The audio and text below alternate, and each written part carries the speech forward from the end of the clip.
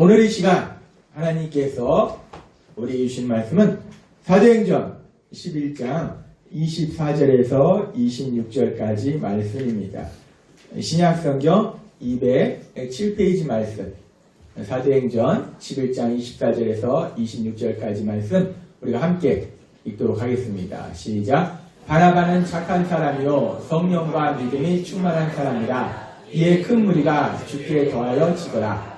바나바가 사울을 찾으러 다소에 가서 만남에 안디옥에 데리고 와서 둘이 교회에 1년간 모여있어 가르쳤고 제자들이 안디옥에서 비로소 그리스도인이라 일컬음을 받게 되었더라. 아멘. 오늘도 이 시간 사랑과 은혜가 넘치는 예수 비전교회 예배 오신 여러분을 주님의 이름으로 환영합니다. 오늘도 하나님께서 바로 나에게 이 자리에 내가 온 것 같지만 하나님이 내 발걸음을 여기로 인도하셨고 그렇게 우리를 이 자리에 부르신 하나님이 이 자리에 계시면서 우리 눈에 보이지 않지만 연신 하나님께서 오늘 우리에게 말씀하실 때에 그 말씀을 듣기 전에 우리가 힘차게 선포하고 하나님 주시는 음성을 듣도록 하겠습니다. 내게 능력 주시는 나의 주님 안에서 내가 모든 것을 할 수 있느니라. 다 같이 선포하겠습니다. 내게 능력 주시는 나의 주님 안에서 내가 모든 것을 할 수 있느니라. 아멘. 우리가 예수님 믿는다는 게 너무나 신나는 것은 예수님을 믿지 않으면 내 힘으로 살아야 된다는 거예요. 내가 가진 돈, 내가 배운 학력, 내 힘으로 살아가야 되지만 우리가 예수님을 믿으면 우리가 예수님을 믿고 우리의 최선을 다하지만 우리 힘이 아니라 우리를 사랑하신 전능하신 하나님, 그 능력의 하나님이 놀랍게 역사하셔서 반드시 승리의 삶으로 우리 모두를 인도하실 걸 믿습니다. 그 하나님께서 오늘도 우리에게 말씀하실 때 이 사도행전 말씀은 이제 복음이 전파되면서 사람들의 삶이 어떻게 변화되어 가는가를 말씀할 때 이 바나바라는 성령 충만한 믿음의 사람, 거기에 바울이라는 이 믿음의 사도가 함께 이제 사람들에게 말씀을 증거하고 그러면서 1년여 동안에 사람들에게 하나님의 말씀을 가르칩니다. 그러면서 지금 사도행전 11장 24절에서 26절 말씀 다시 한번 같이 읽도록 하겠습니다. 시작. 바나바는 착한 사람이요 성령과 믿음이 충만한 사람이라. 이에 큰 무리가 주께 더하여 지더라.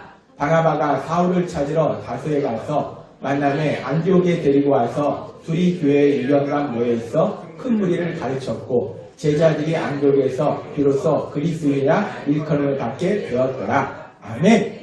그렇게 이 성령 충만한 바나바와 바울이 함께 사역을 하면서 이제 사람들이 예수님을 믿고 변화돼 가면서 이 사도행전 11장에서 그리스도인이라는 단어가 처음으로 등장합니다. 성경에서 그리스도인이라는 단어가 처음으로 등장한 곳이 이 사도행전 11장이에요. 그리스도인은 헬라어로 크리스티아누스, 뜻은 그리스에게 속한 사람들 또는 그리스의 종들이라는 뜻을 의미해요. 그래서 그리스도인이라는 것은 결국 뭐냐면 그리스도 예수를 따르는 사람들이 그리스도인이라는 거예요. 예수님을 믿는 사람들이 그리스도인입니다. 우리는 예수님을 믿기 때문에 우리가 그리스도인이에요. 우리는 예수님에게 속한 사람이고 예수님을 따르는 사람이에요. 그리스도인은 이제 더 이상 내 생각이나 내 방식대로 세상을 살아가는 것이 아니라 하나님이신 그 예수님의 말씀, 그 말씀대로 살아가는 사람이 그리스도인이라는 거예요. 그리스도인은 하나님의 말씀대로 사는 사람, 그 사람이 그리스도인입니다. 그러면 하나님께서는 그리스도인은 하나님의 말씀대로 사는 사람인데 하나님이 우리가 이렇게 살아야 된다, 저렇게 살아야 된다 라고 말씀하신 그 말씀대로 살아야 되는데 그럼 하나님 우리에게 어떻게 살라고 말씀하시는가? 성경에 많은 말씀들이 있지만 그 중에 아주 중요한 말씀 베드로전서 2장 9절 같이 읽도록 하겠습니다. 시작. 그러나 너희는 택하신 족속이요 왕같은 제사장들이요 거룩한 나라요 그의 소유가 된 백성이니 이는 너희를 어두운 데서 불러내어 그의 귀한 빛에 들어가게 하시니에 아름다운 덕을 선포하게 하려 하십니다. 아멘. 하나님은 예수님 믿는 그리스도인 우리들에게 뭐라고 말씀하시냐? 너희는 왕같은 제사장들이다. 왕같은 제사장이다 라고 말씀하세요. 이 왕같은 제사장, 제사장이 무슨 일을 하는가? 연결해서 고린도후서 5장 18절은 이렇게 말씀합니다. 같이 읽도록 하겠습니다. 시작. 모든 것이 하나님께로서 났으며 그가 그리스도로 말미암아 우리를 자기와 화목하게 하시고 또 우리에게 화목하게 하는 직분을 주셨으니 아멘. 제사장은 하나님과 사람들을 화목하게 하는 역할을 하는 것이 제사장이에요. 우리는 왕같은 제사장이다 말씀하시고 고린도후서 5장 18절은 다시 한번 우리가 어떤 역할을 하는 사람인지 사람들과 하나님을 화목하게 하는 역할을 하는 사람이다 라고 말씀한다는 거예요. 하나님께서 우리에게 계속해서 말씀해 주셨다시피 그리스도인은 내 유익을 구하는 것이 아니라 다른 사람들의 유익을 구해서 그들이 구원받도록 도와주는 사람, 그 사람이 그리스도인이다 라고 하나님은 말씀하신다는 거예요. 그러면서 우리가 하나님께서 우리에게 주신 말씀, 하나님께서 하라고 하신 그 일들, 그것을 우리가 사명이라고 얘기합니다. 따라서 그리스도인은 하나님의 말씀대로 삽니다. 하나님이 우리에게 하라고 하신 그 일들을 감당하면서 살아요. 그리스도인은 하나님께서 우리에게 주신 사명, 그 사명을 이루는 삶을 사는 것이 그리스도인이라는 거예요. 우리는 그 사명을 이루는 삶을 삽니다. 이 그리스도인은 우리가 세상을 살아갈 때 내 생각이나 내 방식대로 살아가는 것이 아니고 하나님의 말씀대로 살아가고 하나님이 우리에게 하라고 하신 그 일들을, 그 사명을 이루는 삶을 사는 것이 그리스도인이라는 거예요. 우리가 세상에 살면서 각자 하는 일들이 있습니다. 우리가 그것을 직업이라고 합니다. 세상 사람들에게 직업이란 무엇인가? 라고 물으면 세상 사람은 크게 두 가지를 얘기합니다. 직업이란 무엇인가? 직업이란 첫 번째, 생계 유지의 수단이다. 직업이 있어야지 돈을 벌어서 먹고 산다 이거예요. 먹고 살기 위해서 일을 한다는 겁니다. 대부분의 세상 사람들이 직업은 생계 유지의 수단이에요. 근데 어떤 사람은 꼭 돈 벌기 위해서 일하지 않는 사람도 있어요. 꼭 돈이 많아서가 아니라 돈이 없는데도 꼭 돈이 목적이 아니라 어떤 데 목적을 두냐면 자아실현. 내 자신의 어떤 꿈을, 내 자신의 능력을 세상 가운데 펼치고자 일을 하는 사람도 있어요. 세상 사람은 두 가지입니다. 생계유지나 자아실현. 이것이 그들에게 직업의 목표예요. 직업이라는 생계유지의 수단이고 자아실현의 수단이다. 이것이 세상 사람들이 얘기하는 직업입니다. 그런데 우리 그리스도인에게는 직업이란 무엇인가? 우리 그리스도인들에게 직업이 세상 사람처럼 생계유지의 수단이나 자아실현의 수단 그 이상의 의미를 가지고 있다는 거예요. 사람들이 예수님 믿는 우리에게 직업이란 무엇인가? 그리스도인에게 예수님 믿는 그리스도인 우리에게 직업이란 무엇인가? 라고 묻는다면 우리는 무엇이라고 얘기해야 될까요? 세상 사람처럼 밥 먹기 살기 위해서 일하는 거죠. 내 꿈을 펼치기 위해서 일하는 거죠. 라고 얘기할까요? 그리스도인에게 직업이란 도대체 무엇이냐? 우리가 예수님 믿고 세상을 살아가는데 예수님 믿는 사람들만 모여서 사는 것이 아니라 세상 사람과 함께 살아가기 때문에 어느 순간에는 우리가 세상 사람들의 생각이 우리 안에 젖어들어서 그것이 옳다라고 생각될 때가 있어요. 직업에 대한 생각도 마찬가지예요. 어느 순간에 예수님 믿고 세상을 살아가는데 세상 사람들과 함께 섞여 살다 보니까 우리한테도 직업은 생계 유지의 수단이요, 자아실현의 수단이요. 하나님은 고린도전서 10장 31절에서 우리에게 이렇게 말씀하십니다. 같이 읽도록 하겠습니다. 시작. 그런즉 너희가 먹든지 마시든지 무엇을 하든지 다 하나님의 영광을 위하여 하라. 아멘. 하나님은 말씀하세요. 우리가 먹든지 마시든지 우리가 무엇을 하든지 내가 어떤 공부를 하든지 내가 일을 하든지 길을 걷든지 무엇을 하든지 다 하나님의 영광을 위하여 하라는 거예요. 하나님의 말씀대로 하라는 거예요. 하나님의 그 말씀대로 살아라. 그 얘기는 결국 뭐냐면 우리가 가정에서 삶을 살아가든지 아니면은 직장에서 사업장에서 일을 하든지 그 무엇을 하든지 우리가 하는 것을 통해서 하나님의 말씀대로 살아서 하나님의 영광을 나타내는 삶을 살아야 된다라고 말씀하세요. 하나님은 우리가 교회에서 예배 드릴 때는 하나님의 영광에서 살고 가정생활할 때는 직장생활할 때는 사업장에서는 학교에서는 네 맘대로 살아라 라고 말씀하시는 것이 아니고 무엇을 하든지 하나님의 영광 위해서 하라는 거예요. 그 얘기는 결국 우리가 세상을 살아갈 때 우리가 가정에서나 직장에서나 사업장에서나 무엇을 하든지 우리가 그리스도인답게 사명을 감당하는 삶을 살아야 된다라는 말씀이라는 거예요. 그리스도인은 어디에 있든지 그리스도인답게 살아야 된다는 거예요. 그리스도인답게 산다는 건 뭐냐? 하나님 말씀대로 사는 거예요. 하나님의 말씀, 하나님 우리에게 주신 명령, 그 사명을 이루는 삶을 사는 것이 그리스도인이라는 거예요. 우리가 그렇게 그리스도인은 무엇을 하든지 사명을 이루는 삶을 살고 그래서 우리에게 그리스도인에게 직업이라는 것은 세상 사람처럼 단순히 생계유지의 수단, 자아실현의 수단이 아니라 그리스도인에게 직업은 그 이상의 의미를 가지는데 뭐냐면은 바로 사명을 감당하는 수단이 된다는 거예요. 내가 하는 일이 사명을 감당하는 수단이 된다는 겁니다. 또한 내가 일하는 직장이 내 사업장이 사명을 감당하는 장소가 된다는 거예요. 그리스도인은 세상 사람과 다르다는 거예요. 같은 일을 해도 분명히 다르다는 겁니다. 종교개혁자 마틴 루터는 이렇게 말합니다. 직업이란 이웃을 섬기기 위해 부름받은 모든 자리다. 직업이란 생계유지의 수단이다. 단순히 자아실현의 수단이다. 라고 얘기하지 아니하고 이웃을 섬기기 위해 부름받은 모든 자리. 이웃을 섬기기 위해 다른 사람의 유익을 구하기 위해 그래서 영혼을 구원하기 위해 사명을 감당하기 위한 자리가 직업이다. 라고 얘기합니다.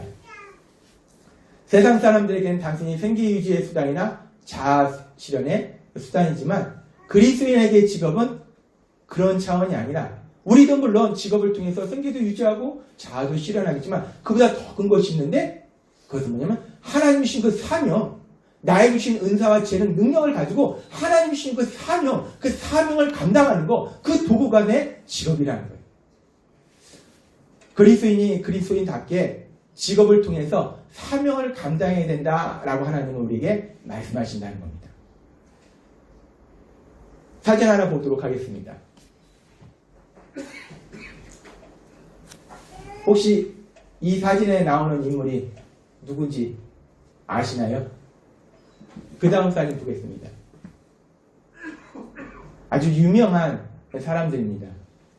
아주 오래된 사진입니다. 44년 전 사진입니다. 1976년에 있었던 일입니다. 1976년에 서로 다른 격투기 종목의 두 챔피언이 경기를 했어요. 그 당시 유명했던 WBA, WBC 헤비급 통합 권투 챔피언 무하마드 알리 하고 일본의 프로레슬러 안토니오 이노키 하고 경기를 가졌습니다. 제가 어렸을 때 나온 경기인데 상당히 많은 사람들이 관심을 가진 처음으로 지금이야 뭐 여러 가지 다른 종목의 격투기 선수들이 싸우기도 하는데 처음으로 그렇게 다른 격투기 선수가 서로 경기하는 그런 경기였습니다. 이 경기에서 지금 이노키라는 사람은 레슬링 선수니까 누워있고 이 알리라는 사람은 권투 선수니까 주먹을 하기 때문에 서 있어요. 알리는 권투로, 이노키는 레슬링으로 싸웁니다. 누가 이겼을까요? 승패는 무승부입니다. 재미가 정말 없었습니다. 그런데 제가 생각해봤어요. 이 경기에서 이 권투 챔피언 무하마드 알리, 세계적인 헤비급 권투 챔피언 무하마드 알리가 권투 챔피언인데 내가 권투를 이렇게 잘해. 까짓거 레슬링도 문제없지. 그래서 권투 챔피언인데 레슬링 선수인 이 이노키하고 레슬링으로 붙었다면 누가 이겼을까? 아마 이노키가 이 레슬링 선수가 이겼겠죠. 역으로 이 이노키라는 선수도 대단한 레슬링 선수입니다. 내가 이 일본을 대표하는 프로 레슬링 선수인데 아직도 권투 선수쯤이야 라고 해서 이노키가 일어나가지고 권투로 이 경기 내내 이노키는 거의 링에 누워 있었다고 합니다. 일어나지 않아요.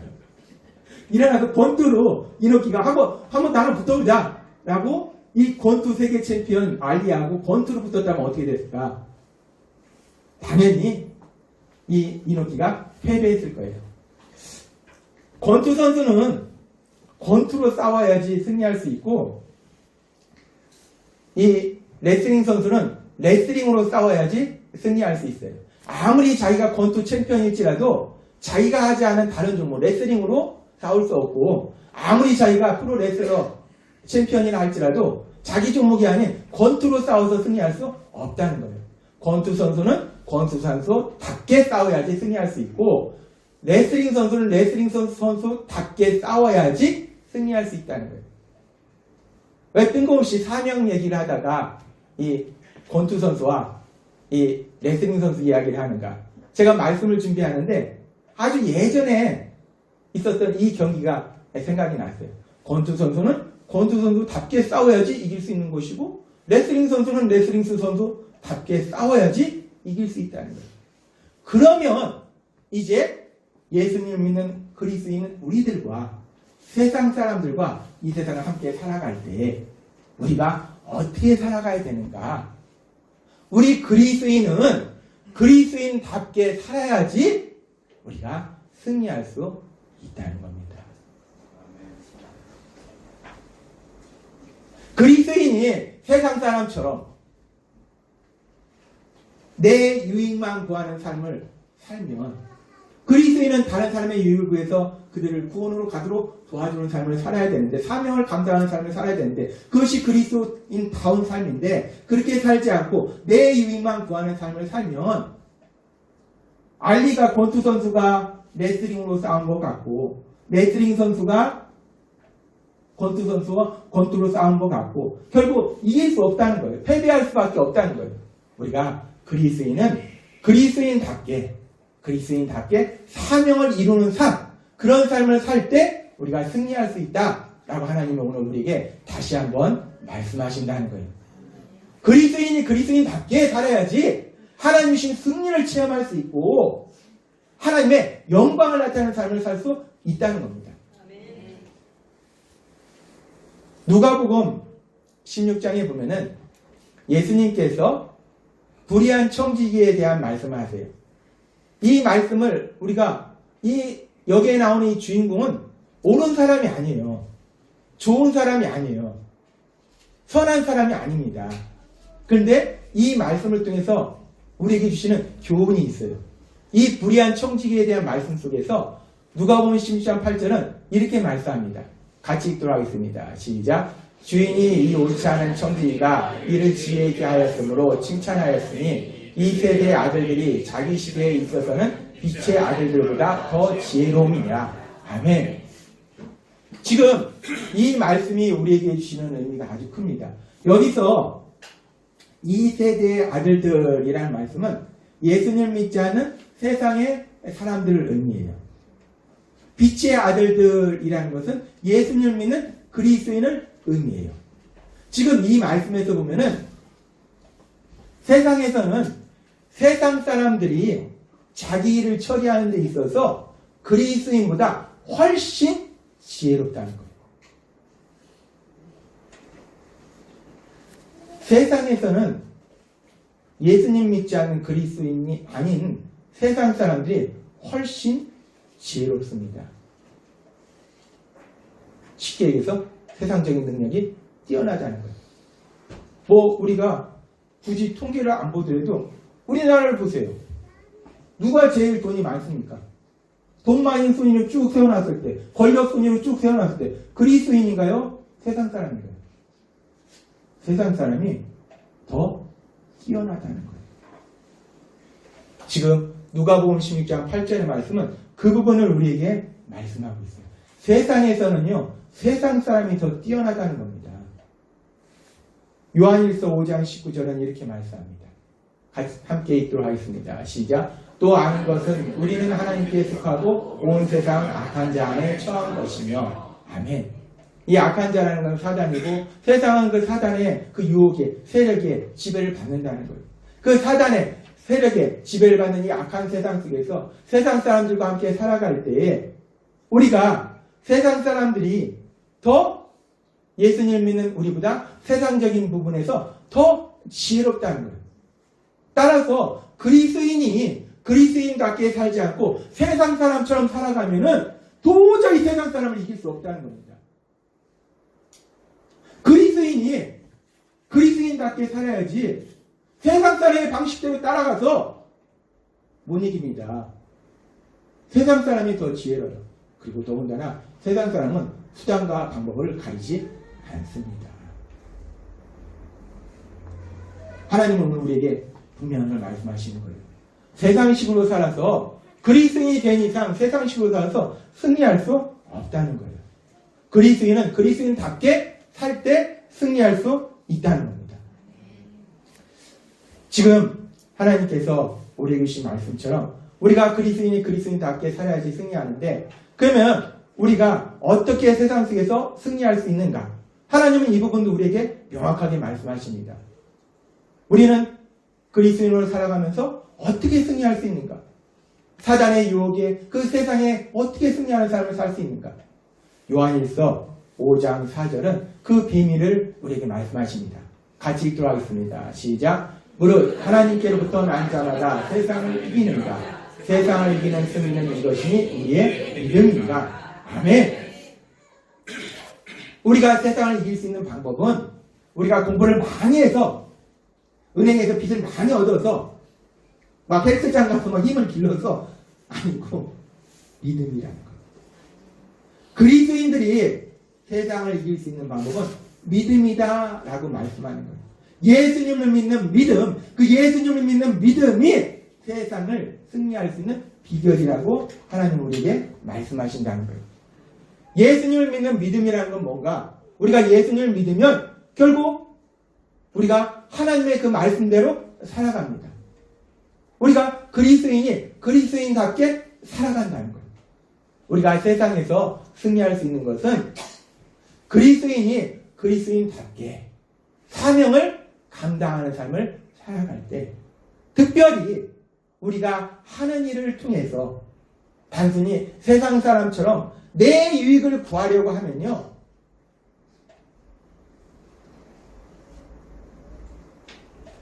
근데 어떤 사람은 내 유익을 구했는데 승리했다고 하는 사람도 있습니다. 있어요, 그런 사람들. 하나님이 하신 게 아닙니다. 믿지 않는 세상 사람들도 승리하잖아요.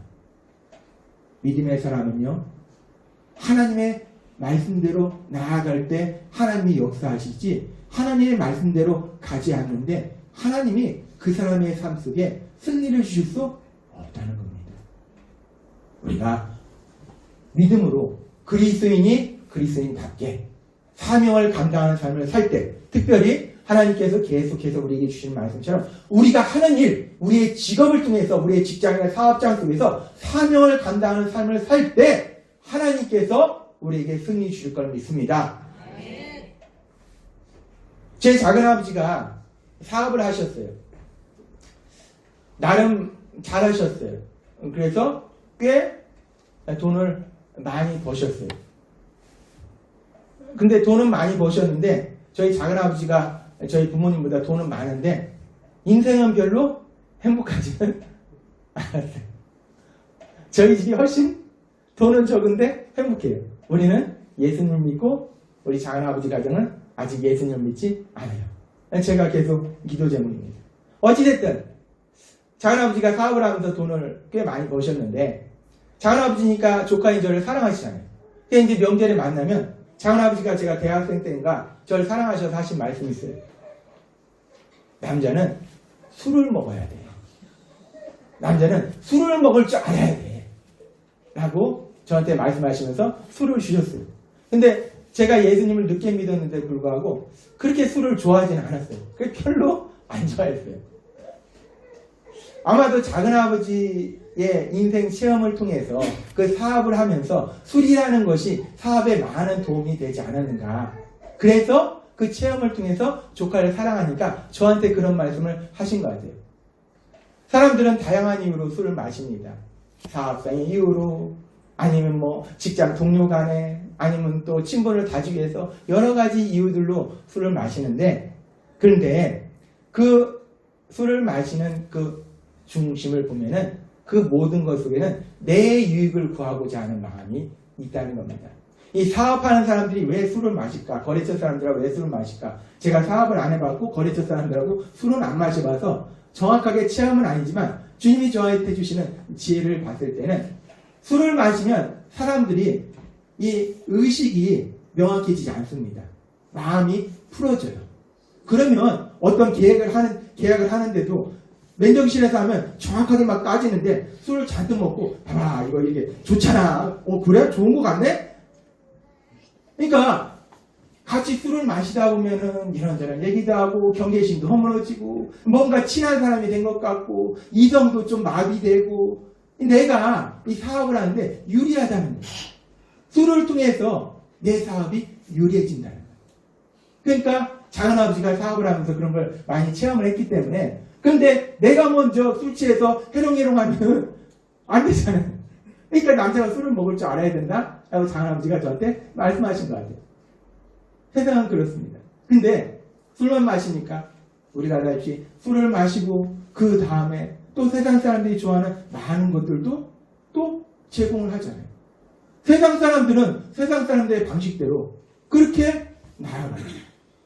그런데 술을 먹지 않는 그리스도인들이 어떻게 세상 사람을 이길 수 있겠습니까? 세상 사람도 그리스도인도 세상 사람처럼 같이 술 마시면서 세상 사람이 술 마시니까 같이 술 마시면서 사업하나. 물론 아까도 말씀드렸다시피 개중에는 나는 사업해도 돈 많이 벌어서 11조에서 하나님의 영광 나타내서 같이 술도 마셔 라는 사람이 혹 하나 있나 모르겠는데 그래서 그 사업이 잘 됐다면 99.9% 하나님이 잘 되게 하신 건 아니라는 겁니다. 하나님의 방식이 아니라는 거예요. 잠깐은 내가 잘 되는 것처럼 보일 수도 있지만 그 결과가 결국 하나님이 기뻐하시는 일이 아니라면 행복한 결과로 나아가지는 못한다는 거예요. 그러면 술도 못 마시는 그리스도인들이 사업을 할 때, 직장 생활을 할 때 그럼 우리는 어떻게 하나? 술도 못 마시는데 술이 잘 마셔서 저 사람을 해롱해롱하게 해서 내가 이익을 취해야 되는데 내 이익을 취해야 되는데 우리는 어떻게 하나? 그리스도인은 내 유익을 구하는 것이 아니라 그리스도인답게 다른 사람의 유익을 구해서 그들로 구원에 이르게 하는 사명을 감당하는 거 그때 하나님께서 우리를 승리케 하실 걸 믿습니다. 우리가 같이 술 마실 수는 없지만은 우리가 할 수 있는 게 있어요. 뭐냐면 우리는 얘기를 들어줄 수 있다는 겁니다. 그리고 로마서 12장 15절은 우리에게 이렇게 말씀합니다. 같이 읽도록 하겠습니다. 시작. 즐거워하는 자들과 함께 즐거워하고 우는 자들과 함께 울라. 아멘. 우리는 얘기를 들어주다가 사람의 좋은 게 있으면 같이 기뻐해 줄 수 있고 또 안 좋은 게 있으면 같이 슬퍼해 줄 수 있다는 거예요. 그것이 가식이 아니고 예수님을 믿는 우리에게는 로마서 5장 5절의 말씀처럼 성령님께서 그리스도의 사랑 우리 안에 계속 부어주시잖아요. 그 사랑을 부어주시니까 얘기를 듣다가 좋은 일이 있으면 너무 기쁜 거예요. 야, 정말 기쁘다. 너무 감사하다. 너무 잘됐다. 함께 기뻐해 주는 거예요. 근데 얘기를 듣다가 슬픈 일이 있으면 우리 마음도 아픈 거예요. 왜? 예수님의 사랑이 있으니까. 근데 너 함께 슬퍼해 주는 거예요. 함께 울어주는 거예요. 우리가 같이 술을 마실 수는 없어도 우리는 얘기를 들어줄 수 있고 그들의 기쁨과 그들의 슬픔에 함께 해줄 수 있다는 거예요. 그리고 더 중요한 것은 우리는 전능하신 하나님께 도움을 구할 수 있다는 겁니다. 우리가 이런저런 얘기를 하다 보면 사람의 삶 속에 문제없는 사람은 없습니다. 이런저런 문제가 있는데 우리는 도와줄 수 없지만 우리는 전능하신 하나님이 우리 아버지시기 때문에 우리가 하나님 아버지께 구할 수 있다는 거예요. 기도로 도와줄 수 있다는 거예요. 하나님은 오늘 우리에게 분명하게 말씀하십니다. 예수님을 믿는 우리들 우리들이 세상을 살아갈 때 우리가 세상 속에서 어떻게 승리할 수 있는가? 이 세상은 악하다는 거예요. 자기 유익을 구한다는 거예요. 그런 내 유익만 구하려고 하는 이 악한 세상 속에서 다 내 손에만 자기 지려고 하는 이 악한 세상 속에서 우리도 가만히 있다 보면 다 뺏기겠네? 나도 좀 가져와야지 라고 하면 우리가 승리할 수 있는가? 그렇게 해서는 우리는 승리하지 못한다는 거예요. 우리가 세상에 살기 때문에 어느 순간에 그리스도인은 우리들도 세상적인 사고방식이 우리 안에 들어와 있다는 거예요. 그래서 우리도 오로지 내 것, 오로지 내 자식, 오로지 내 가족, 오로지 내 것. 그는 하나님의 말씀이 아니고 하나님의 방식이 아니라는 겁니다.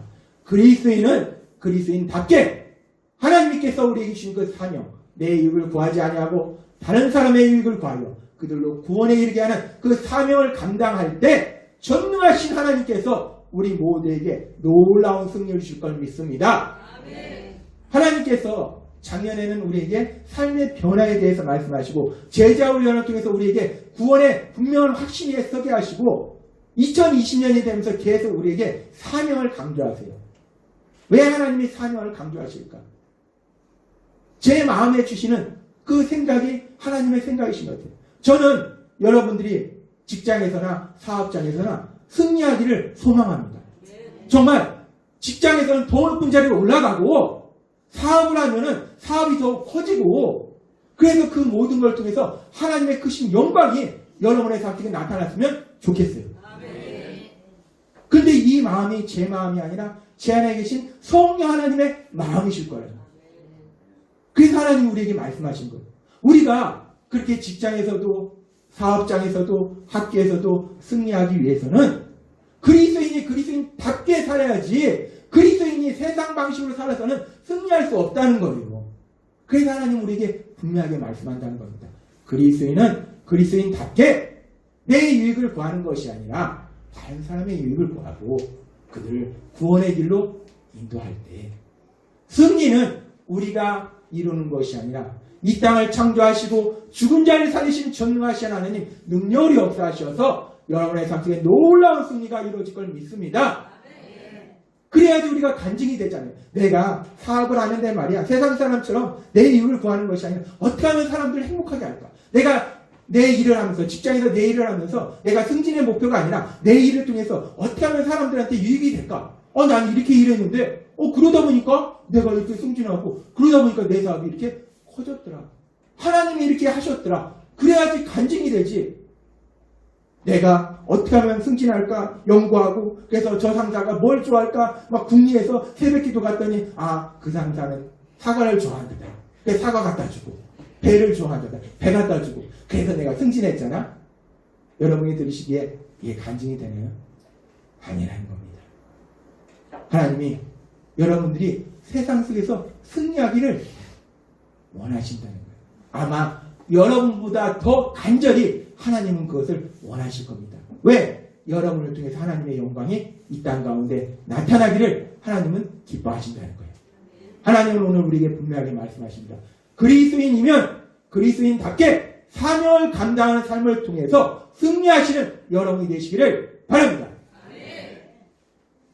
내 힘으로 할 수 없습니다. 내 능력으로 할 수 없어요. 우리가 예수님 믿을 때 하나님신 성령님 우리 안에 거하실 때 성령님의 능력으로 역사하셔서 우리가 그리스도인답게 사명을 감당하는 삶으로 나아가서 놀라운 승리를 이루고 하나님의 영광을 나타내는 여러분이 되시길 주님의 이름으로 축원합니다. 기도하겠습니다. 하나님 아버지 감사합니다. 오늘도 이 시간 저희를 사랑하시고 말씀하시니 감사합니다. 하나님 아버지 우리가 예수님 믿고 살아가는데 세상 속에 살아가다 보니까 세상의 생각이 어느덧 우리 안에 들어와서 세상적인 사고방식이 옳다라고 생각합니다. 우리가 하는 일이 우리의 직업이 단순히 생계 유지의 수단이고 자신의 수단이 아니라 그 이상으로 오늘 주신 말씀처럼 사명을 감당하는 수단으로 우리의 직장과 사업장이 사명을 감당하는 장소가 될 수 있도록 은혜 베풀어 주옵소서. 그리스도인이 그리스도인답게 살아서 사명을 감당하게 하여 하나님 주신 놀라운 승리를 체험하는 우리 모두가 될 수 있도록 역사해 주옵소서. 예수님의 이름으로 감사하며 기도드립니다. 아멘. 이 시간 우리가 주여 세 번 부르시고 간절히 기도하실 때 주님 저희가 예수님을 믿지만 세상 속에 살아가다 보니까 자꾸 세상 사람의 생각이 우리 안에 들어옵니다. 세상 사람처럼 살아가야 합니다. 근데 그리스인답게 살지 아니하고 세상 사람처럼 살아서 도저히 승리할 수 없음을 하나님이 아시기 오늘도 주신 말씀처럼 그리스인답게 환영을 감당하는 삶을 살게 해달라고, 우리 힘으로 그런 삶을 살 수 없으니 성령 하나님 역사해달라고 주여 세 번 부르시고 간절히 기도하겠습니다. 주여